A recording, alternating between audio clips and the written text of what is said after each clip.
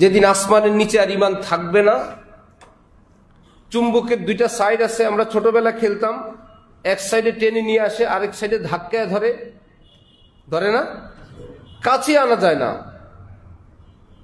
তো ঠিক ঈমানওয়ালার ঈমানটা যেন এমন, আসমানটা কাছে আসতে পারে না, এত পাওয়ার ঈমানের।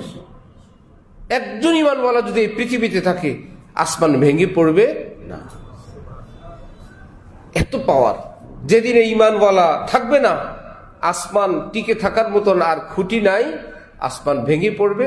আল্লাহ পাক হুকুম করবেন, তছনছ করো, এই পৃথিবীতে আমি কারো জন্য আর রাখবো না, রাখার মতো আর কেউ নেই, একজনও নাই যার জন্য এই পৃথিবীর আয়োজন আমি রাখবো। সবকিছু লন্ড ভন্ড চুরমার করে দিবেন। আলহামদুলিল্লাহ, আলহামদুলিল্লাহি ওয়া কাফা ওয়া সালামুন আলা ইবাদিহিল্লাযীনা ইসতাফা, আম্মা বা'দ। فأعوذ بالله من الشيطان الرجيم. بسم الله الرحمن الرحيم. يا أيها الذين آمنوا اتقوا الله وكونوا مع الصادقين. صدق الله مولانا العظيم. وقال رسول الله صلى الله تعالى عليه وسلم: المرء على دين خليله فلينظر أحدكم من يخالل. وقال رسول الله صلى الله تعالى عليه وسلم: لا يزال الناس بخير ما أخذوا العلم عن أكابرهم، فإذا أخذوه عن أصاغرهم وشرارهم هلكوا. وقال رسول الله صلى الله تعالى عليه وسلم: البركة مع أكابركم، أو كما قال رسول الله صلى الله تعالى عليه وسلم.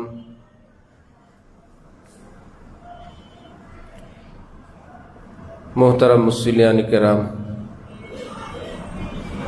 আমি আল্লাহ পাক রব্বুল আলামিনের পবিত্র কালামের অংশ বিশেষ তেলাওয়াত করলাম এবং হযরত রাসূল করিম সাল্লাল্লাহু আলাইহি ওয়াসাল্লামের কয়েকখানা হাদিস শরীফ পাঠ করলাম।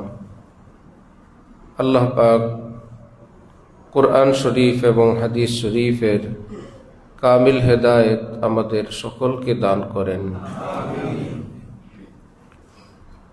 কোরআনে পাক এবং হাদিসে পাকের নূরে আমাদের জীবনকে সুন্দর করার, নূরওয়ালা রহমতওয়ালা বানানোর তৌফিক দান করেন।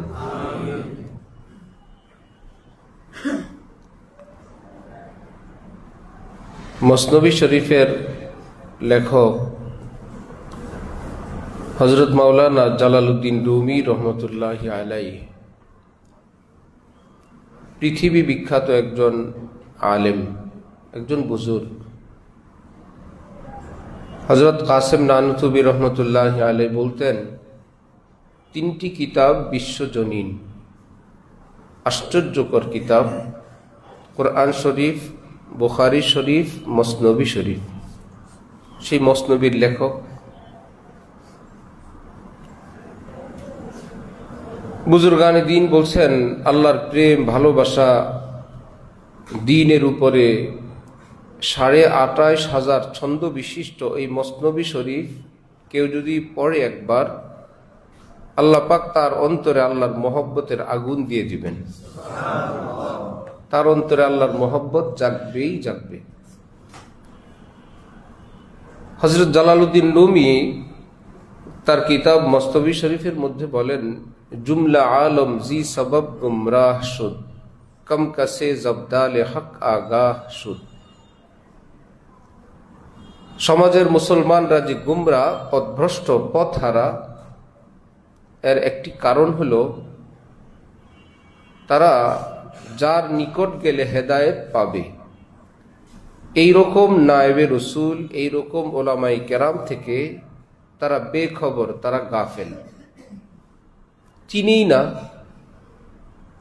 কে নায়েবে রসুল।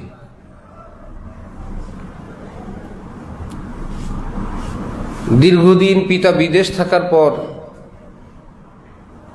ছেলে এয়ারপোর্টে দাঁড়ায় আছে, ছেলে যদি নাই জানে আমার বাবা কে, আর তাকে দেখানোর যদি কেউ না থাকেন, চেনানোরও যদি কেউ না থাকে, তাহলে বিদেশ থেকে আসা বহু লোককেই সে মনে করবে ইনি মনে হয় বাবা, তিনি মনে হয় আমার বাবা হবেন। কারণ বাবাকে সে চেনে না, চেনার মতন কারো সাহায্য সহযোগিতাও সে নেয় নাই। রাসূল সাল্লাল্লাহু আলাইহি ওয়াসাল্লাম আখিরি নবী, শেষ নবী, কিয়ামত পর্যন্ত আর কোন নবী আসবে না। কিন্তু দিন ইসলাম তার মেয়াদ কিয়ামত পর্যন্তের জন্য, ইসলাম থাকবে কিয়ামত পর্যন্তের জন্য। নবী আর আসবেন না। আসলেন কখন? এখন থেকে ১৫০০ বছর আগে। এই পর্যন্ত আর নবী আসেন নাই, আর কোন নবীও। হযরত ঈসা আসবেন আমাদের নবীর শরীয়তে পাকের অনুসরণের জন্য, নবী হিসাবে নয়। তাহলে এই এত দীর্ঘ একটা সময় দিন ইসলামের উপর মুসলমানরা কিভাবে চলবেন? প্রথমত ইসলামের বিধান হলো আল্লাহ পাকের হিকমত। অন্যান্য ধর্মের ব্যাপারে আল্লাহ পাক এই জিম্মাদারি নেন নাই, আমি এই ধর্ম আমি হেফাজত করব। ইসলামের ব্যাপারে আল্লাহ পাক, কোরআনে পাকের ব্যাপারে আল্লাহ পাক বললেন, এই কোরআন আমি নাজিল করলাম, এই কোরআন আমি আল্লাহ নিজে হেফাজত করব। কারো মাধ্যমে করবেন? আল্লাহ পাক সন্তান দেন, কিন্তু জংলা ঝাড়ে গাছের আগায় না, নারীর পেটে। স্বামী স্ত্রীর একত্রে থাকার বরকতে মায়ের গর্ভে সন্তান দেন, আল্লাহই দেন। আম গাছে আম দেন, জাম গাছে তিনি জাম দেন, কিন্তু কে দেন? আম গাছে জাম ধরে না, অথচ আমরা এই কথা বিশ্বাস করি আল্লাহ সবই পারেন। বিশ্বাস করি কিনা? কিন্তু এই সাথে সাথে কি এও বলি আমি আম গাছ রোপণ করলাম, আমি আল্লাহর কাছে চাই, আমি গরিব মানুষ, আমার এক ডালে তিনি আম দেখ, আরেক ডালে জাম দেখ, আরেক ডালে জাম্বুরা দেখ, আরেক ডালে কমলা দেখ। কারণ আল্লাহ সবই পারেন, সব পারেন। এ আকীদা ফরজ, আসলেও তিনি পারেন। কিন্তু পাশাপাশি আরেকটা আকীদা করতে হবে, যত কিছু পারেন তত কিছু করেন না। আল্লাহ যতটা পারেন ততটা কি করেন না। একটা সে কুদরতুল্লাহ, আল্লাহ পাকের কুদরত, আর একটা আদাতুল্লাহ, আর একটা আল্লাহ পাকের নিয়ম। একটা আল্লাহ পাকের কি কুদরত, আর একটা আল্লাহ পাকের নিয়ম। কুদরতের উপরও বিশ্বাস করতে হবে, নিয়মও মানতে হবে। নিয়ম কি?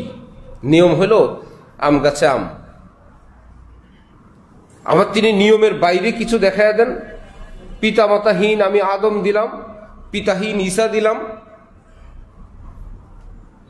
নিয়মের বাইরে একটু দেখা নিজের কুদরতের উদাহরণ দিয়ে দিলেন। উড়োজাহাজে ওঠার পর যত ছোট সফরই হোক দেশের ভিতরে, তারপরও একটা কি হবে, দুর্ঘটনা হলে কোন দিক থেকে বের হবেন, এদিক থেকে আপনারা ইমার্জেন্সি গেটটা খুলে বের হয়ে যাবেন। আপনার একদম সিটের নিচে আপনার লাইফ জ্যাকেট আছে, সেটা পরবেন, এভাবে পরবেন। যত মানুষ ভ্রমণ করলো শিক্ষিতরা, প্রায় সবাই মারা গেল, একটা শিশু বেঁচে গেল যে অত নিয়ম কানুন জানে না। সে উড়োজাহাজ থেকে বের হওয়াও বুঝে না, লাইফ জ্যাকেটও বুঝে না, অক্সিজেনও বুঝে না, বেঁচে গেল শিশু। আর যত জ্ঞানী বুদ্ধিমান নিয়ম নীতিওয়ালারা সব কয়লা হয়ে গেল। আল্লাহ পাক দেখাইলেন, বাঁচাইলে কে পারে? আমি বাঁচাই দিলাম। দেখো তো কুদরতুল্লাহ বলে এটাকে। খুঁটিবিহীন আসমান তিনি রাখছেন, পুরোটা পৃথিবী বিগাইরি আমাদিন তারাউনাহা, তোমরা দেখো না খুঁটিবিহীন আসমানটা আমি স্থির করে রাখলাম।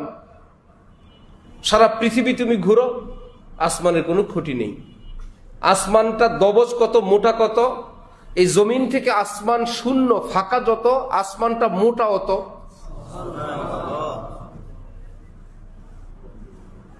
খুঁটিবিহীন সেটাকে রাখলেন। কোরআন শরীফে বলেন বিগাইরি আমাদিন তারাউনাহা, দেখো না খুঁটিবিহীন আমি আসমানটাকে শুধু আমার কুদরত দ্বারা স্থির করে রাখলাম। অপর হাদিসে নবী বলেন লা তাকুমুস সাআতু হাত্তা ইউকালা ফিল আরদি আল্লাহ, আসমান স্থির হয়ে আছে ঈমানওয়ালার ঈমানের জোরে। যেদিন আসমানের নিচে আর ঈমান থাকবে না, চুম্বকের দুইটা সাইড আছে, আমরা ছোটবেলা খেলতাম, এক সাইডে টেনে নিয়ে আসে, আরেক সাইডে ধাক্কায় ধরে, ধরে না, কাছে আনা যায় না। তো ঠিক ঈমানওয়ালার ঈমানটা যেন এমন, আসমানটা কাছে আসতে পারে না, এত পাওয়ার ঈমানের। একজন ঈমানওয়ালা যদি এই পৃথিবীতে থাকে, আসমান ভেঙে পড়বে না, এত পাওয়ার। যেদিন এই ঈমানওয়ালা থাকবে না, আসমান টিকে থাকার মতন আর খুঁটি নাই, আসমান ভেঙে পড়বে। আল্লাহ পাক হুকুম করবেন তছনছ করো, এই পৃথিবীতে আমি কারো জন্য আর রাখবো না, রাখার মতো আর কেউ নেই, একজনও নাই যার জন্য এই পৃথিবীর আয়োজন আমি রাখবো। সবকিছু লন্ড ভন্ড চুরমার করে দিবেন। তাহলে একটা হলো কুদরত, কুদরতুল্লাহ, আল্লাহ পাকের কুদরত, আরেকটা হলো আল্লাহ পাকের নিয়ম। কয়টা মানবো? একটা না, দোনোটাই। আল্লাহ পাক কোরআনে পাক নাজিল করলেন, বললেন আমি হেফাজত করব। কিন্তু আল্লাহ পাক কোরআন হেফাজত করেন আসমান থেকে ফেরেশতাদের মাধ্যমে না মানুষের মাধ্যমে? মানুষের মাধ্যমে। এটা আল্লাহ পাকের নিয়ম। আলেমদের বিভিন্ন কর্মসূচি, বিভিন্ন খেদমাত অনেকে না বুঝে মনে করে কি প্রয়োজন, আল্লাহ তো হেফাজত করবেন, আল্লাহ হেফাজত করবেন। শুনতে তো কথাটা খুব সুন্দর, উদ্দেশ্য হলো আমরা যে ইসলাম বিরোধী কর্মকাণ্ড যা ইচ্ছা তাই করি, আপনারা আমাদের বিরোধিতা করার প্রয়োজন নাই, আপনাদের ইসলাম আল্লাহ হেফাজত করবে। মক্কা শরীফে জৈতুন তেল দিয়ে বাতি জ্বালানো হতো। খাদেমরা প্রচুর পরিমাণ তেল দিয়ে বাতি জ্বালাইলো, সকালবেলা এসে দেখে এই কুপির ভিতরে, বাতির ভিতরে জৈতুন তেল নাই। এতটা তেল তো শেষ হওয়ার কথা না।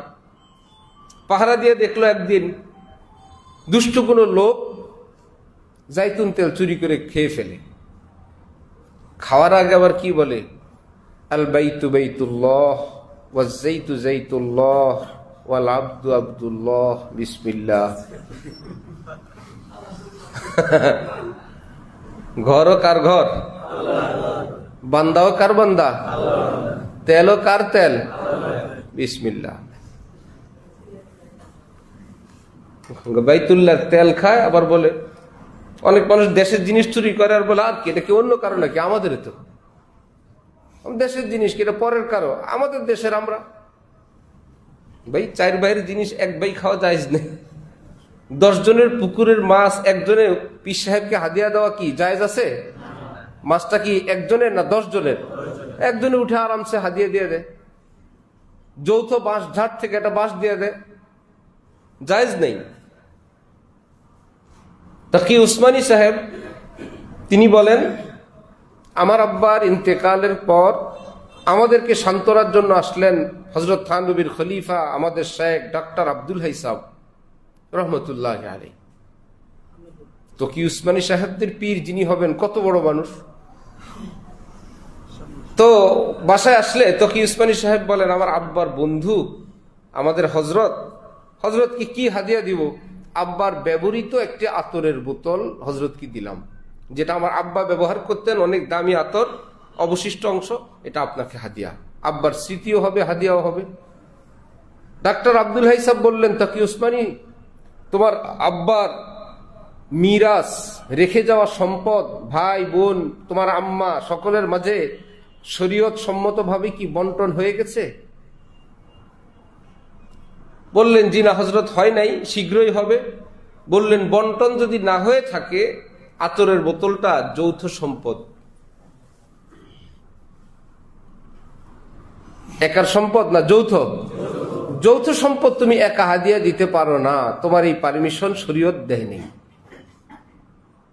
ভাগ বাটোয়ারা হওয়ার পরে তোমার ভাগে যা আসবে সেটা ভিন্ন কথা, এটা তুমি দিতে পারো না। তকি উসমানী সাহেব বলেন ফতোয়া পড়াই আমরা, আবার ধরা খাইলাম আমি। আমরা তো জানি সেটা বড় বড় জিনিসের মধ্যে হবে, সে যৌথ জিনিসটা যে আতরের বোতলও যে যৌথ। 7 ভাগে কোরবানি হওয়ার পর একজন কি কলিজাটা হুজুরকে দিয়ে দিতে পারবেন? ইমাম সাহেব কলিজাটা পছন্দ করে নিয়ে যান, পারবেন? এইরকমই ভাই ভাগ হোক, আপনার অংশ আপনি কলিজা না সব দিয়ে দিয়েন, ভাগের আগে পারবেন না। বরটা দিয়ে দিতে পারবে না, যা ইচ্ছা তাই। ভাগ হবার পরে আহা আগে বা এখনো যারা কষ্ট করেন কোরবানির জন্য সওয়াব পাবেন। এই যে ইনসাফ ভিত্তিক বন্টন করার ভীষণ একটা কষ্ট করেন, যে হালাল ভাবে সুন্দরভাবে বন্টন হোক দীর্ঘ সময়, আল্লাহ পাক এই কষ্টের জন্য তাদেরকে পুরস্কার দান করবেন, যে তারা আমার শরীয়ত অনুসরণ করে, মানে বলেই তো এত কষ্ট করে। তাহলে যৌথ জিনিস হাদিয়া দেওয়া কি নাই? জায়েজ নেই। আমরা তো যৌথ জিনিস দিয়ে দিই, পুকুরের মাছ, বাঁশঢাড়, বাড়ির কোনো কিছু, অথবা কোথাও সফরে গেলাম, দুনিয়াবি সফরে হোক দিনই সফরে হোক, 5-7-10 জনের একটা ফান্ড আছে খাওয়ার জন্য, চলার জন্য, সেখান থেকে একজন কাউকে দিয়ে দিল, কাটটা দিলেন। আবার মেহমান হবার পর অনেকেই নিজেই মেহমানদারি শুরু করে, নিজে মেহমান। কারো বাসায় খাবার খেতে গেলেন, বাড়িওয়ালা আপনার সামনে প্রচুর পরিমাণ খাবার দিলেন, এর মধ্যে একজন ফকির আসছে, আপনি ভাবলেন আহা গরিব মানুষ কি জানি খাইছে আজকে দুপুরে, আপনি সেখান থেকে এক বাটি কাচ্ছি, কয়েক পিস বড় কই মাছ, কয়েক পিস ইচ্ছা মতন গরিব কি দিয়ে দিলেন। এই জিনিসগুলোর মালিক কি মেহমান না বাড়িওয়ালা? বাড়িওয়ালার জিনিস মেহমান দেওয়া তো জায়েজ নাই, মেহমান এ কথা বলার সুযোগ নাই, এগুলো তো আমাকেই দিছে। হ্যাঁ আপনাকে দিছে, কি জন্য এটা জানতে হবে। আপনাকে খেতে দিছে, দিতে দেয়নি, খাওয়ার জন্য দিছে, দেওয়ার জন্য। এটাকে শরীয়তের ভাষায় বলে ইবাহাত। কি বলে? ইবাহাত, অর্থাৎ খাওয়ার পারমিশন। আরেকটা আছে তামলিক, মালিক বানায় দেওয়া। বেশ কমটা বুঝবেন,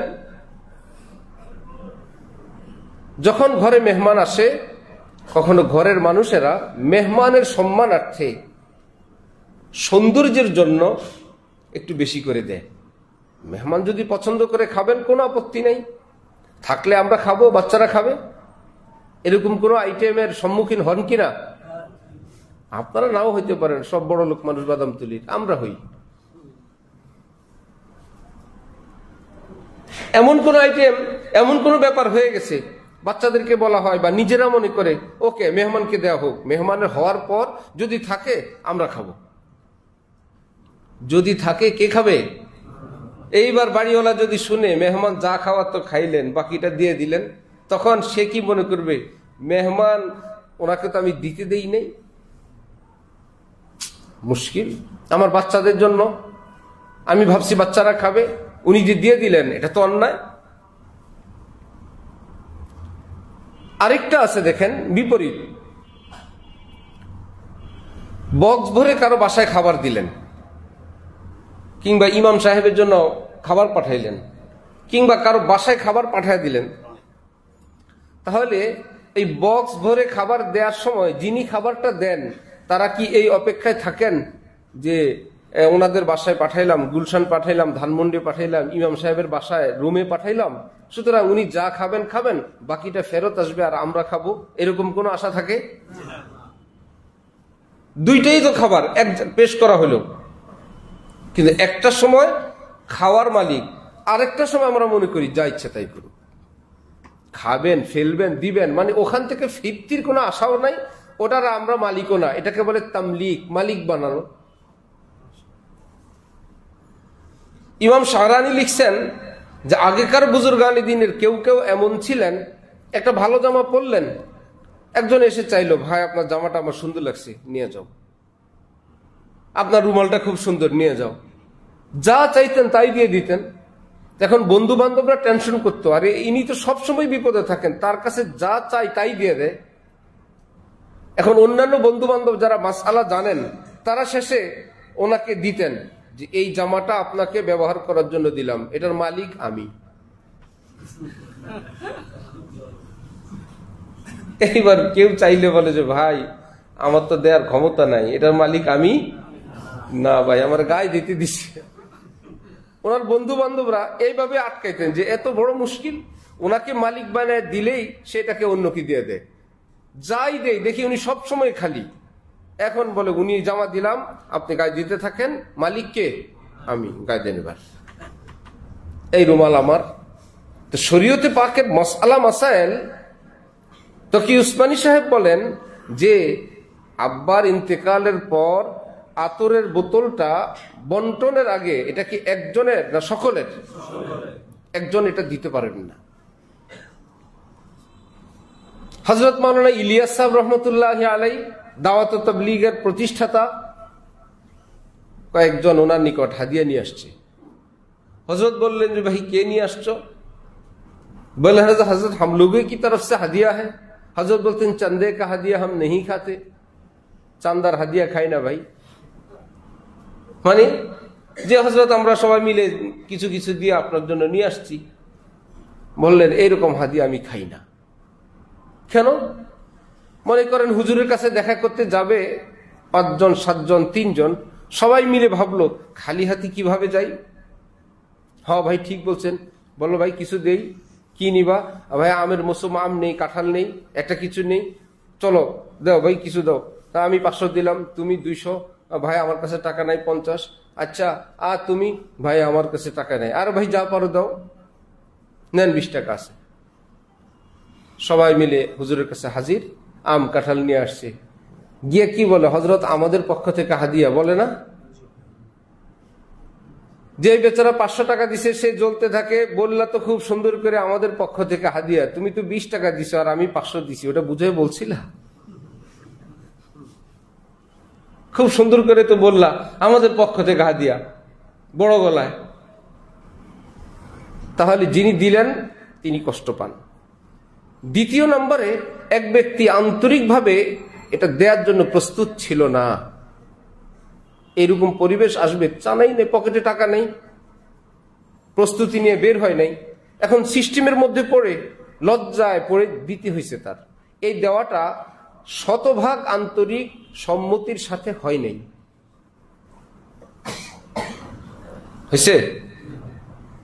হাদিস শরীফে আছে, লা ইয়াহিল্লু মাল ইমরিইম মুসলিমিন ইল্লা বিতিবি নাফসিহি, কোন মুমিনের মাল আন্তরিক সম্মতি ব্যতীত হালাল না। মনের খুশিবিহীন তার মাল খাওয়া কিনা, একদম মন থেকে খুশি, খান ভাই এটা আপনাকে দিলাম। সন্ত্রাসীরাও তো কারো থেকে নেয়, শেষে নতুন ডিজিটাল সন্ত্রাসী ভাই টাকা নেয় না, আপনি বাড়ি করবেন, আমি শুধু ইটা বালু দিব, রড সিমেন্ট দিব, আল্লাহ রহমতে ব্যবসা করে খাই, পরেরটা খাই না। পরে দেখা যায় গাড়ি ইটা 3000-এর গাড়িতে 2500 করে আসে। এক গাড়িতে ইটা আসার কথা 3000, আসে কত? বিল 3000-এরই। এত কিছু বলা যাবে না ভাই, ইটা কি আমি গুনবো নাকি আপনার? 3000 ইটা আমি কি হাত দিয়ে গুনে দিব? এরকম হয়? রডে কম, মানে কম, দামে বেশি, থানায় না বিচার দেওয়া যায় না, সমাজে কারো কাছে বলা যায়, সে বলবে আমরা চুরিদারি করে খাই না, দল ক্ষমতায়, চাইলে তো অনেক কিছুই করতে পারি, ব্যবসা করে খাই। এই ব্যবসাটা কি হালাল ব্যবসা না হারাম ব্যবসা? হারাম ব্যবসা। আমার ভাই সাথে জানে না, সে মনে করছে এইটুকুন জায়েজ, এইটুকুন জায়েজ, মনে করছে যে একটু 19-20 হইতে পারে না, ওইটুকুন জায়েজ নাই। গরুর চামড়ার দাম যখন বেশি ছিল, খুব চামড়া নিয়ে খুব মাতামাতি হইতো, চামড়ার দাম 3000, 2000 টাকা, বাড়িওয়ালাকে 500 টাকা 700 টাকা দিয়ে বললো, মামা এই বছরে একবারে তো একটু ব্যবসা করি, মামা খুশি আছেন তো? মামায় ভয়ে বলে, হ্যাঁ ভাগিনা খুশি। কারণ যদি বলে খুশি না, সারা বছর মহল্লায় থাকা লাগবে না। মামা বলে যে না মামা খুশি, মামা আবার একটু হাসেও, ডরে হাসে। বাগিনা যদি মনে করে আমি খুশি না, এই কারণে একটু দাঁত ফাঁকা করে দিয়ে বাগিনাকে বুঝায়, নাও নাও তোমরা তো 2 পয়সায় ব্যবসা করবা। কিন্তু বাগিনা জানে এটাকে ন্যায্য মূল্য দেওয়া হয় নাই, মামা আমাকে দিচ্ছে, এটা একটা রাজনৈতিক কিংবা সামাজিক চাপে পড়ে মামা কিন্তু এটা মনের থেকে দেয় নাই। লা ইয়াহিল্লু, নবী বলেন বাগিনা তোমার জন্য হালাল না, তোমার মামা তোমাকে খুশি মনে দেয় নাই। হযরত ইলিয়াস সাহেব বলেন, তাহলে এইরকম কেউ মন থেকে শতভাগ খুশির সঙ্গে না দেওয়ার পার্টি থাকে। নাম্বার 2, হাদিয়া এটা আরবি, এর ইংলিশ হইল কি? গিফট। বাংলা হইল কি? উপহার। হাদিয়া আরবিতে হইলে মনে হয় এটা শুধু হুজুরাই খায়, আর এটা তর্জমা ইংরেজিতে নিয়ে গেলে মনে হয় পৃথিবীর সবাই খায়। আর উপহার বাংলায় নিয়ে আসলে সেটা তো সব জায়গায় দেওয়া যায়, একই জিনিস। আরবিতে কি বলে? হাদিয়া, উপহার, গিফট। এর কোনো বদলা নাই, আমি আপনাকে এটা দিলাম, আপনি আমাকে এটা দিবেন, এমন কি সওয়াবের নিয়ত নাই। বেয়ের বাড়িতে যদি আম কাঁঠাল নিয়ে গেলেন, নিয়ে বললেন যে বাস বেই সওয়াবের উদ্দেশ্য আপনাদের বাসায় আনছি, খাবেন? বলবেন কোন এতিমখানায় দিয়ে দেন, সওয়াবের উদ্দেশ্যে আমার বাসায় আম নিয়ে আসতেন আপনি, এতিমখানায় যান। কি ব্যাপার? না বেয়াই আপনি পছন্দ করেন এই জন্য নিয়ে আসছি, আপনার খুশির জন্য। নাই সেই জন্য না, তাহলে রাজা বাদশাকে হাদিয়া দেওয়া হইতো না? পৃথিবীর রাজা বাদশাদেরকে গিফট দেয় কিনা? এই জন্য যে তার নাই, তাহলে যে না তার একটু খুশির জন্য আমার একটা জিনিস তিনি ব্যবহার করবেন, আমার দেশের আম তিনি খাবেন, আমার ঘরের রান্নাটা তিনি একটু নিবেন, তার তো আছে হাজার, এটাই আমি খুশি। তিনি যে নিলেন, তার একটা আন্তরিকতা, তার একটু খুশি। তাহলে আলেমদেরকে যে হাদিয়া ইলিয়াস সাহেব বলতেন দেওয়া হয়, এটা কি সওয়াবের নিয়তে না খুশির জন্য? খুশির জন্য। তা আমি যেন খুশি হই, আমি কার উপর কতটুকুন খুশি হব? তোমরা তো চান্দা ধরে নিয়ে আসলা, আমি জানি না কে কি খেদমত করলো, কে কি হাদিয়াটা দিল, জানাই নাই। হ্যাঁ ভাইয়া হযরত আমি আমটা নিয়ে আসছি, ওকে জাযাকাল্লাহ। আমরা 3 জনে মিলে কাঁঠালটা নিয়ে আসছি, আচ্ছা ঠিক আছে জাযাকাল্লাহ। হযরত ওয়ালা করাচি রহমতুল্লাহ আলাই বহুত বড় বুজুর্গ আলেম। তো হযরতকে কেউ হাদিয়া দিলে হযরত খাম খুলে দেখতেন, আজীব হাদিয়া দিল তো সাধারণ মানুষরা কি মনে করে, ভাই হাদিয়া দিল আর মুট করে রেখে দিল। আপনাদের বাদামতলির এক দুষ্ট লোক আছে, রাস্তায় এই পুলিশেরা ধরছিল, ট্রাক আটকাইছিল, সে বলে আমার কাছে জাল কিছু টাকা ছিল, সবটি দিয়ে এসে গেছি। জাল টাকা বলে তো দেখার টাইম নেই, কোন রকম কেবল কোনা দিয়ে দেখছে কয় টাকার নোট, বাস খুশি হয়ে এসে গেছে। তো হাদিয়া তো এরকম কিছু না যে হুজুরকে দিলাম, হুজুর একদম মুখ বন্ধ করে পকেটে রেখে দিলেন, হাদিয়া কি দেখা যায়? ভাই না দেখলে উনি খুশি হবেন কেমনে? হযরত আল্লাহ করাচি আরামসে প্যাকেট খুলতেন, এবার যিনি দিতেন তিনি ভাবতেন যে ভাই ওনাকে তো আরো 3-4 জন দিল, সবই যদি পকেটে রাখে, ভাই আমি যে এই 1000 টাকা দিলাম আর অন্যরা 200 টাকা করে বা 500 টাকা করে দিল, আমি কি দিলাম এটা তো তিনি জানলেন না, আমি তো সওয়াবের জন্য দেই নাই, যে ওনার জানার দরকার নাই, আমি আল্লাহর জন্য দিছি, আল্লাহ দেখলেই হইল। হাদিয়া তো সওয়াবের নিয়ত না, আমি তো দিলাম ওনার খুশির জন্য, তো উনি আমার বিষয়টা দেখলেন নিত না, খুশি হবেন কেমনে? এই জন্য হযরত আল্লাহ দেখলেন, এবার যিনি দিলেন তিনি ভাবতেন আমি কি দিলাম তিনি দেখলেন, তা সুতরাং আমার দেওয়াটা সার্থক। সুবহানাল্লাহ। এক বেচারা ভাবলো আমি তো ওনাকে ডলার দিলাম, উনি তো রেখে দিলেন সব বাংলা টাকার সঙ্গে, আমি ডলার দিলাম, আমি যে দিলাম সেটা তো তিনি জানলেন না। আমার পাতলা একটা প্যাকেট মনে করবেন কি আর দিছে চলো। তাহলে সেই বেচারা যখন দেখলেন আচ্ছা ডলার, জাযাকাল্লাহ। তাহলে হাদিয়ার ইংলিশ গিফট, এটা কি সওয়াবের নিয়তে না খুশির জন্য? কার খুশি? যাকে দিলাম তার খুশি। তাহলে আমার সওয়াব যাবে কই? এতগুলো টাকা বিনা সওয়াবে চলে গেল। রব্বুল আলামিন বলেন আমার বান্দাকে, যে কোনো বান্দাকে হাদিয়া দেওয়ার জন্য আলেম জরুরি না, হাদিয়া দেওয়ার জন্য মুসলমানও জরুরি না। আলেম তো জরুরি না, কি না মুসলমানও জরুরি না, যে কোনো মানুষকে দিতে পারবেন, যে কাউকে দেওয়া যাবে উপহার, গিফট নাও ভাই। অমুসলিমকেও দেওয়া যায়। তো অমুসলিম কি দিবে? আল্লাহ পাক বলেন আমার একজন বান্দা, তাকে খুশি করার জন্য আমার অপর বান্দা এইটুকুন করলো। মা বাবা যদি দেখে নিজের সন্তানরা ওই যে একজন আরেকজনকে লোকমা ধরে খাওয়ায় দেয়, ভাই বোন খেতে বসছে এক লোকমা আরেক লোকমা খাওয়ায় দেয়, তাহলে ওই সন্তানের প্রতি মা বাবার মহব্বত আগের মতো থাকে না বাড়ে? ঠিক এক বান্দা যখন আরেক বান্দাকে নিঃস্বার্থভাবে আন্তরিকতা এবং বন্ধুত্ব, শ্রদ্ধা, ভক্তি থেকে হাদিয়া দেয়, আল্লাহ পাক বলেন আমার উভয়কে মহব্বত করা আমি আল্লাহর উপর ওয়াজিব হয়ে যায়। তোমরা একে অপরকে এতটা ভালোবাসলা, মহব্বত করলা, তোমাদের উভয়কে ভালোবাসা আমার উপর ওয়াজিব। পুরস্কার পায় অনেক, নিয়ত করা যাবে না।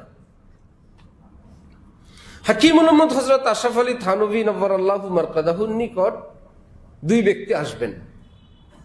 রাস্তায় নিয়ত করলো আমি হযরতকে একটু 10 রুপিয়া হাদিয়া দিব। সেই আবার বলে হুজুরকে 10 রুপিয়া কিভাবে দেই? সম্মান আছে না একটু, হুজুরের সম্মান, আমারও মান সম্মানের ব্যাপার আছে, 20 রুপিয়া দিই। এসে 20 রুপিয়া দিলে হযরত থানভী বললেন ভাই 10 রুপিয়া দাও। এই বেচারা 10 দিয়েছেন, হযরত রাখছেন। এটা হাদিয়ার একটা নিয়ম, যাকে দিবেন তিনি চাইলে সবটা রাখবেন কিংবা একদম রাখবেন না, অথবা আংশিক রাখবেন।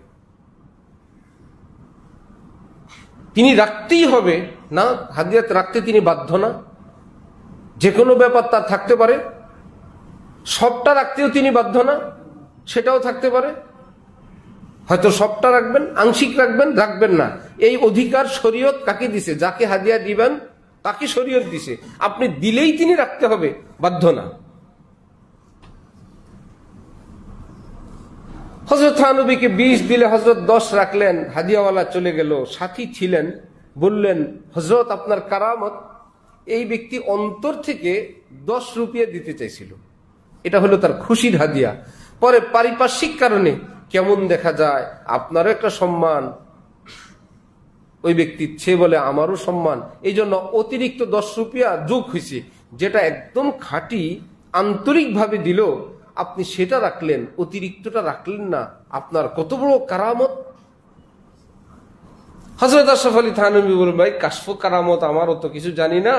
এক ব্যক্তি থেকে আমি লাকড়ি কিনছি, 10 রুপিয়া বাকিতে সে পাবে।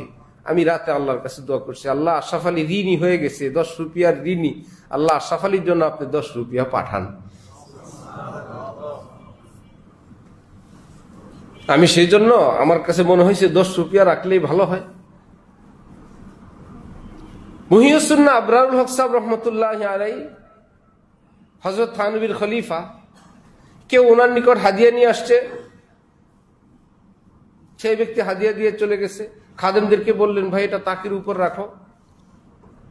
সপ্তাহখানিক পরে ওই ব্যক্তি আসছে হুজুরের কাছে, এসে বলে হযরত আমি অমুক জায়গায় এই কাজে একটু আসি, আপনি এই ব্যক্তিকে একটু সুপারিশ করে দেন, আপনি একটু বলে দিলে আমার এই কাজটা হয়ে যাবে। উত্তরে তিনি বললেন হ্যাঁ ভাই তোমার হাদিয়াটা রেখে দিছি আমি আগেই, যেদিন দিলা আমি সেদিন থেকেই আমার সন্দেহ যে তুমি আমারে দিয়ে কোনো কাজ করাবা, এই জন্য ভূমিকা হিসেবে হাদিয়াটা আগে দিয়ে গেলা। আমি অপেক্ষা ছিলাম তুমি কবে আবার আসবা, এই জন্য যেভাবে দিয়ে গেছো আমি ওভাবে রাখছি। মাশাআল্লাহ তুমি এসে গেছো, তোমার হাদিয়াটা আমি রাখছি। ওটা হাদিয়া না, ওটা ঘুষ। কারণ এটার বিনিময়ে কোনো কাজ করাইতে চায়, কোনো স্বার্থ নিতে চায়, উদ্দেশ্য আছে, কোনো মতলব আছে। উনি তার রাডারে ধরা পড়ে গেছে, উনি বললেন যে ভাই রাখো, আসবে লোক। 2 দিন আগে পরে আসো। আসলেই উত্তরে বললেন, হ্যাঁ তোমার হাদিয়া তো আমি আগেই রেখে দিছি, নিয়ে যাও। সে লোক মাথা নিচু করছে যে আমি এত ধুরুন্দর, নগদ কিছু বললাম না, দিয়ে চলে গেলাম, কিন্তু তিনি এভাবে তার অন্তরে ধরা পড়ে গেছে, তিনি আমার জন্য রেখে দিলেন।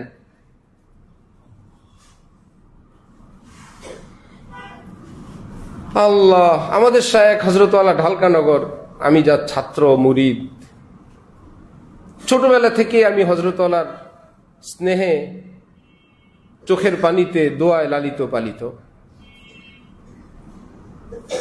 হযরত আলাকে ধানমন্ডির এক বিশিষ্ট হাজী সাহেব, যার বাসায় বেড়াইতে আসেন শাহ আবরারুল হক সাহেব, হযরত আলা করাচি, সেই বাসায় বেড়ান, বয়ান হয়, সারা দেশের আলেমরা ওখানে আসেন। তো সেই উর্দু বয়ানের অনুবাদ আমাদের হযরত করেন। ওনারা চলে যাওয়ার পর ওই হাজী সাহেব একদিন খবর দিলেন, মৌলানাকে ডাকো। হযরত গেলেন, উনি বয়স্ক লোক, অনেকগুলো টাকা হাদিয়া দিছেন। হযরত চলে আসছেন, আবার একজন লোক মারফতে টাকাগুলো পাঠিয়ে দিছেন, এই বলে যে তিনি আমাকে ওনার বাড়িতে ডেকে এভাবে হাদিয়া দিলেন। এটা কোন আলিমি দ্বীনকে সম্মানের যথাযথ নিয়ম উনি ফলো করেননি। ওনার উচিত ছিল দ্বীনের খাদেম মনে করেই যদি উনি আমাকে হাদিয়া দেন, তো তিনি হাদিয়া নিয়ে আসবেন আমার কাছে। উনি ব্যস্ত থাকলে কোনো মারফতে পাঠিয়ে দিবেন যে উনি ব্যস্ত, অসুস্থ, ওনার পক্ষ থেকে হাদিয়া। আলেমের সম্মানটা ঠিক থাকলো, কিন্তু আলেম কি তিনি তার দুয়ারে ডেকে, তার বাড়িতে ডেকে, নিজের বড় লোকগিরি ঠিক রেখে আলেমকে তার দুয়ারে উপস্থিত করে তারপরে হাদিয়া দিল, এটা আলেমে দ্বীনের অসম্মান। এই হাদিয়া ওনার দেওয়া ঠিক হয় নাই। আপনি ওনার হাদিয়াটা ফেরত দিয়ে আসেন। ঠিক যা যা যেভাবে বলার ওনাকে হাদিয়া ফেরত দিয়ে আসা হয়েছে। সেই ব্যক্তি তো তেলে বেগুনে আগুন, যা আমি তার পীরের, তার দাদা পীরের মেজবান, আমার বাড়িতে তার পীর সাহেব আসে, ওনারা আমাকে সম্মান করেন।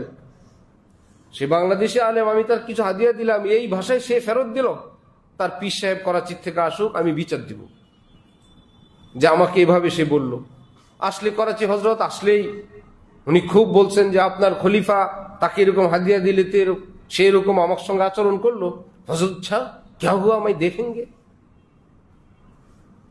হজরত ওই লোক তো সান্ত্বনা দেওয়ার জন্য বলেন, ঠিক আছে আমি বিস্তারিত শুনি, বিষয়টা কি আমি খোঁজ খবর নেই। পরে হজরত আল্লাহকে বললেন যে তুমি নাকি অমুক হাজির হাদিয়া এভাবে ফেরত দিলা, কি বিষয়? জানেন যে নিশ্চয়ই কোনো ব্যাপার আছে, শুনতে হবে। বললেন যে হজরত তিনি আমাকে এরকম উনি ডাকছেন। তো উনি মুরব্বী ডাকলেন, ডাকতেই পারেন, দিনই কোনো কাজ হইতে পারে। ডাকার পর দেখি দিনই কোনো কাজ না, উনি আমাকে হাদিয়া দেওয়ার জন্য ওনার বাড়িতে ডাকছেন। এটা আমি নগণ্য, কিন্তু আমার সঙ্গে একটা ইসলামের পরিচয় তো আছে। মানুষ তো আমাকে আলেমী দ্বীন মনে করে, এবং তিনি আমাকে আলেম মনে করেই হাদিয়া দিচ্ছেন। এটা একজন আলেমের অসম্মান, তার দুয়ারে ডেকে হাদিয়া দেওয়া।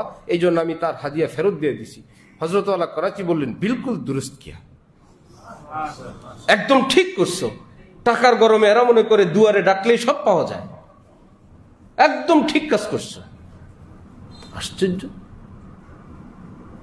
একজন বিশিষ্ট ব্যবসায়ী আমার হযরত আলার সামনে গিয়ে বললেন, হযরত আলা আপনার পাসপোর্ট দেন। আরেক আলেম বললেন, উনাকে আর আপনাকে আমি উমরা হজ করাবো, আপনার দুইজনের পাসপোর্টটা দেন। তিনি মহব্বত থেকে বলছেন যে ভাই একজন আলেমের খেদমত আমি করব। নিশ্চয়ই মহব্বত থেকে বলছেন। জানা না থাকার কারণে বলার পদ্ধতিটা এমন হয়ে গেছে। আপনার পাসপোর্ট আর হুজুরের পাসপোর্টটা দিলে আমি আপনাদের দুজনকে উমরা করাবো, যাবতীয় খরচ আমি দিব। খুশির খবর না এটা? হযরত আল্লাহ সাথে সাথে ধরলেন, কোন আলেমের উমরা করানোর বা হাদিয়া দেওয়ার পদ্ধতি এটা? আপনি তাদের পাসপোর্ট নিবেন, তাহলে আলেম দুইজন কয়দিন পর আপনার কাছে খবর নিবে ভিসা হইল কিনা, কবে ফ্লাইট, সব আপনার কাছে মুহতাজ। 2 দিন পর আপনি বলবেন না না এখনো হয় নাই, হয়েছে, আপনারা রেডি হন। তারপরে যেহেতু সব খরচ আপনার, এইবার হোটেল খাওয়ার সময় হয়েছে দুপুরবেলা, আপনি যখন ঘুম থেকে উঠবেন, গোসল শেষ হবে, তখন 2 জন আলেম আপনার পিছনে পিছনে যাবে। এবার কি খাবে, আলেমরা ডরে ভয়ে অর্ডার দিবে না, আপনি খাওয়াবেন। যেহেতু খাওয়ার পর 3 জন এক জায়গায় দাঁড়ায় থাকবে, আপনার পিছনে 2 জন সবসময় দাঁড়ায় থাকবে, বিল যেহেতু আপনি দিবেন। ঘাটে ঘাটে ঘাটে ঘাটে 2 জন আলেম কি সম্মানিত হবে না অসম্মানিত হবে? আপনি কেন এইভাবে হাদিয়া দিতে চাইলেন? দুইজন আলেমকে ঘাটে ঘাটে বেইজ্জত করার জন্য? এটা কোনো পদ্ধতি? হাদিয়া দিতে চান, বলেন যে আমি আপনাদের উমরার খেদমত করতে চাই, উমরার যাবতীয় খরচ আলেমের হাতে দিয়ে দেন। আপনি এবার বলেন আমিও আপনাদের সাথে যেতে চাই, তিনজন চলেন। এবার আপনিও যেমন নিজের পকেট থেকে টাকা দিয়ে খোঁজ খবর রাখবেন, ওই দুই আলেমও নিজের পকেট থেকে টাকা দিয়ে খোঁজ খবর রাখবে। আপনার ক্ষুধা লাগলে আপনি খাবেন, তার ক্ষুধা লাগলে সে খাবে। একজন ঘুমায় থাকে থাক, আরেকজনের পকেটে টাকা দিয়ে সে খাবে। কিন্তু এমন পদ্ধতি সব আপনার হাতে, আর আলেমরা পিছনে পিছনে পিছনে পিছনে ঘুরতে থাকবে। শুনছেন? এক ভিন্ন জগতের সন্ধান নাকি? আপনাদের বাদামতলীর একজন বিশিষ্ট ব্যবসায়ী, তিনিও মহব্বতের চোটে আমাকে বললেন যে একজন আলিমি দ্বীন আমার সাথে দেন, থাকবে। আমি তাকে যথেষ্ট স্যালারি দিব, তিনি শুধু আমাকে আমার ভুলগুলো ধরাই দিবেন, আমি শরীয়তের খেলাপ করি কিনা, আমি ইসলামের খেলাপ কিছু করলেই তিনি আমাকে ওই জায়গায় দিবেন। তার আবেগ থেকে, মনের একটা সুন্দর আশা থেকেই তিনি এই কথাটা বললেন। আমি বললাম যে হাজী সাহেব, এটা পদ্ধতি না। যে আলেম আপনার থেকে মাসিক একটা টাকা নিয়ে তিনি চলবেন, তিনি আপনাকে ডাইরেক্ট ব্রেক দেওয়ার ক্ষমতা রাখেন না। আপনি তার বস, এই খুঁটিনাটি কিছু বলবে, কিন্তু বড় বড় বিষয়গুলো বলতে পারবে না, সাহস পাবে না। কারণ একদিন, 2 দিন, 3 দিন বলতে গেলে সেই চিন্তা করবে চাকরিটা থাকে কিনা আল্লাহ জানে। অথবা আপনি বলবেন যে এত বড় হুজুর বেতন দিয়ে একটা বিপদ কিনলাম, ভাই পয়সা দিয়া আপনি নোট করে দিবেন যে ভাই আগামী মাস থেকে তোমার লাগবে না। অথবা এই ভয়ে হুজুর ফতোয়া ফারায়েজ মুফতি সাহেব আপনার পিছনে পিছনে আপনাকে খুশি রেখা ফতোয়া দেওয়ার চেষ্টা করবে, উনি সঠিক ফতোয়া দিতে পারবে না। উনি বুঝছেন ব্যাপারটা, বললো আসলে তো ঠিক আছে। এজন্য আমরা আলেম যাদেরকে নায়েবে রাসূল বলে, হযরত জালালউদ্দিন রুমি রহমাতুল্লাহি আলাইহি বলেন, জুমলা আলম জি সবাব গুমরাহ শুদ। এই পৃথিবীর মানুষগুলো সঠিক পথ হারায় ফেলছে এক কারণে। কি কারণ সেটা? কম কাছে জবদালে হক আগা শুদ, যে নবীর পরে কিয়ামত পর্যন্ত নায়েবে নবী যারা খাঁটি, একদম নবীর স্থলাভিষিক্ত, তার কাছে পূর্ণ শরীয়ত আছে, কোনো স্বার্থ নাই, দল নাই, পেট নাই, গ্রুপ নাই, কাউকে অসম্মান করা নাই, কাউকে উঠানো নাই, কাউকে নামানো নাই, শরীয়ত যা তিনি তাই বলবেন নিঃস্বার্থ আল্লাহর জন্য। এবং এলমের, গভীর এলমের অধিকারী, তাকওয়ার অধিকারী, এদেরকে বলে নায়েবে রাসূল। এদের কি বলে? নায়েবে রাসূল। নবীজি বলেন এই নায়েবে রাসূল যারা, এদের মধ্যে আবার শ্রেষ্ঠ যারা, সিনিয়র যারা, আমার উম্মত যতদিন পর্যন্ত তোমরা এই সিনিয়রদের থেকে এলেম নিবে, শিক্ষা নিবে, তাদেরকে চিনবে, তাদেরকে অনুসরণ করবে, আমার পিছনে চললে যেমন জান্নাত, আমার এই নায়েবদের পিছনে পড়লেও সোজা জান্নাত। কারণ সে আমার প্রতিচ্ছবি। আর যদি ধোঁকা খাও, ওই যে বললাম এয়ারপোর্টে দীর্ঘকাল বিদেশ থেকে বাবা আসছেন, যেই ছেলে বাবাকে দেখে নাই তাকে বাবা চেনানোরও কেউ নাই, সেই এয়ারপোর্টে অপেক্ষা আছে। এবার বিদেশ থেকে যেই আসে, ইনি মনে হয় আব্বা, ইনি মনে হয় আমার বাবা। তাহলে বাবা কি একজনকে ডাকবে না বহুজনকে? ঠিক আজকের উম্মতরা নায়েবে রাসূল কে, কার কাছে ইলমে শরীয়ত আছে, কার কাছে গেলে আমি হেদায়েত পাবো, এটা সঠিকভাবে না জানার কারণে, যারা চিনায় দেন তাদেরকে ফলো না করার কারণে হুজুর দেখলেই মনে করে ইনি মনে হয় আমার নায়েবে রাসূল হযরত, ইনি মনে হয় নায়েবে রাসূল, এই দরবার শরীফ মনে হয় নায়েবে রাসূল, এই হুজুর মনে হয় নায়েবে রাসূল। যতগুলো গরু, নায়েবে রাসূল না হলে এত গরু আসে, এতগুলো গেট হয়, এত বড় দরবার হয়, আল্লাহ রে কত বড় দানার তসবি, কত বড় পাগড়ি, এই হুজুর মনে হয় নায়েবে রাসূল। ওই এয়ারপোর্টের বাপ না দেখা বাচ্চাটা যেরকম যে কোনো একজন বিদেশ থেকে আসা লোককে সে মনে করে ইনি বাবা হবেন, ইনি বাবা হবেন, ইনি বাবা হবেন। ভুল ক্রমে কেউ একটু মুস্কি হাসি দিয়ে বসলো, সে তো আব্বা ডেকে ভাবলো, একটু পরে দেখে ভুল। ঠিক আমি আপনি যে নায়েবে রাসূল, নবী আসবে না, নায়েবে রাসূল আসবে, কিন্তু নায়েবে রাসূলের ভান করা লোক এই সমাজে অল্প না অনেক? অনেক নায়েবে রাসূল রেডি হয়ে রয়েছে, সব নায়েবে রসুল। এই দরবার নায়েবে রসুল, সেই দরবার নায়েবে রসুল, এই পিসাব নায়েবে রসুল, সেই পিসাব, এই ইসলাম, সেই ইসলাম, সব হুজুর নায়েবে রসুল। এখন আমি কি করব, আমরা কি করব? নবীজি বলেন ইসলামের ক্ষেত্রে, এলমের ক্ষেত্রে, আমলের ক্ষেত্রে, এলমি জগতে সিনিয়র কারা এইটুকুন খবর নাও। এ দরবার সরবার, লোক বেশি, জনগণ বেশি, ভিড় বেশি, এতে হবে না। ভিড় বেশি কি মুসলমানের ভিড় বেশি পৃথিবীতে, না কাফেরের ভিড় বেশি? 800 কোটির মধ্যে 250 কোটি মুসলমান, 750 কোটি কাফের। তাহলে সংখ্যা যেদিক বেশি সেটাই রাইট। এই যদি হয় আপনার আমার থিওরি, তাহলে পুরো পৃথিবীতে ইসলামকে রাইট হয় না রং? কাফেররা রাইট, সংখ্যা বেশি, সংখ্যা যেটা বেশি সেটাই ঠিক। তাহলে সংখ্যা বেশি কাফের না, তো আমরা বলবো সংখ্যা বেশি না, আল্লাহ রসুল যেদিকে সেটাই রাইট, কোরআন হাদিস যেদিকে সেটাই কি রাইট। সুতরাং কোরআন এর এলমে, হাদিসের এলমে, ফিকহের এলমে কারা সিনিয়র, এটা আবার চিনবো কারা? আমরা আমাদের চোখে না, আলেমদের চোখে। আলেমরা বলেন বড়, আলেমরা বলেন বড়, বাবারে তাহলে তো বড়।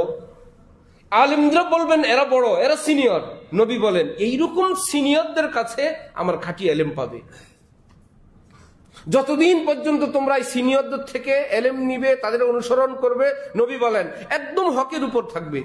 যেদিন থেকে তোমরা সেই মোস্ট সিনিয়র আলেম যারা, নায়েবে রসুল যারা, এদেরকে বাদ দিয়ে এদের ডিজাইনের কিছু লোক দিনের কথা বলেন, ইনি ওয়াজ করেন, ইনি বয়ান করেন, ইনি দরবার সাজাইছেন, ইনি পিসাব, ইনার মুরিদ আছে, ওনার ভক্ত আছে, আলেম সমাজে তিনি কতটুকু গ্রহণযোগ্য, এই কথাটা বাদ দিয়ে যখন তোমরা বড়দেরকে বাদ দিয়ে ছোটদের অনুসরণ শুরু করবে, নবীজির ভাষা শুনেন, ফাইদা আখাযুহু আন আসাগিরিহিম, বড়দেরকে এড়ায় যখন তোমরা ছোটদের অনুসরণ করবে, এই জন্য যে ছোট আমার স্বার্থ, আমার ভালো লাগে, আমার কাছে আছে, আমাকে গ্রুপের অত কড়াকড়ি নেই, বিভিন্ন কারণে।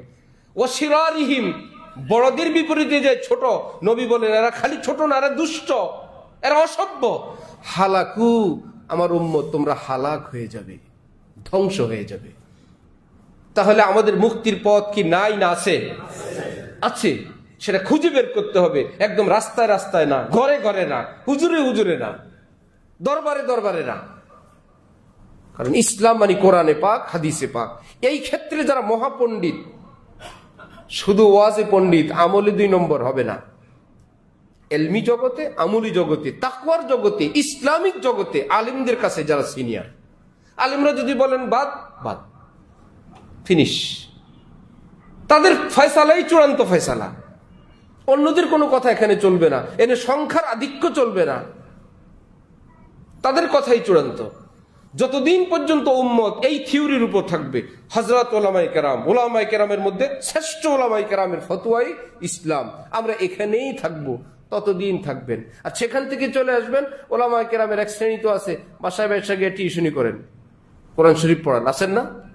যিনি সহিভাবে পড়ান তো পড়ান, আর যিনি গিয়ে উপযুক্ত মেয়েরেও পড়ায় আসেন, মেয়ে স্কুলে পড়ে, ট্রেনে, আর হুজুরের কাছে কোরআন শরীফ পড়ে, এরকম হুজুর নাই? কলেজেও পড়ে, আবার হুজুরের কাছেও কোরআন শরীফ পড়ে, ওই হুজুরও তো হুজুর। আবার ওই মেয়েরে তো পড়ায় পড়ায়, মেয়ের মার লগে ভাবির খাতির খুব ভালো, ভাবি যায়, ওই হুজুর হুজুর না? উনিও নায়েবে রসুল। হ্যাঁ, উনি নায়েবে রসুল, আলেমরা নায়েবে রসুল, যেহেতু উনি আলেম না। তো এরকম গুনাহে কবিরায় লিপ্ত লোক নায়েবে রসুল না। হালাল নাই, হারাম নাই, জায়েজ নাই, না জায়েজ নাই, সব দাওয়াতে খায়, সব জায়গায় যায়। দোকান, এটা কিসের দোকান জানাও দরকার নাই, মিলাদ, পরে জানে ডিশের দোকান উদ্বোধন করে আসছে, ডিশ অ্যান্টিনার দোকান। হুজুর দোয়া করে আসছে, আল্লাহ আপনি খায়ের বরকত দিয়ে, বিপদ আপদ থেকে হেফাজত করেন, আসমানি জমিনি বালা থেকে। একটা ক্যাসেট ছেড়ে এসে গেছে, তোর ব্যবসা তোর, আমার টাকা হইলে হয়েছে। উনি নায়েবে রসুল সাহেব, তাহলে নায়েবে রসুল চিনতে হবে না? চিনতে হবে কি আমাদের চোখে না আলেমদের চোখে? ওকে, আমরা ফলো করব আলেমদেরকে, ওই আলেমদেরকে যারা বড়দের পিছনে চলেন এবং বড়দেরকে মানেন, তাহলে উম্মত হেদায়েত পাবে।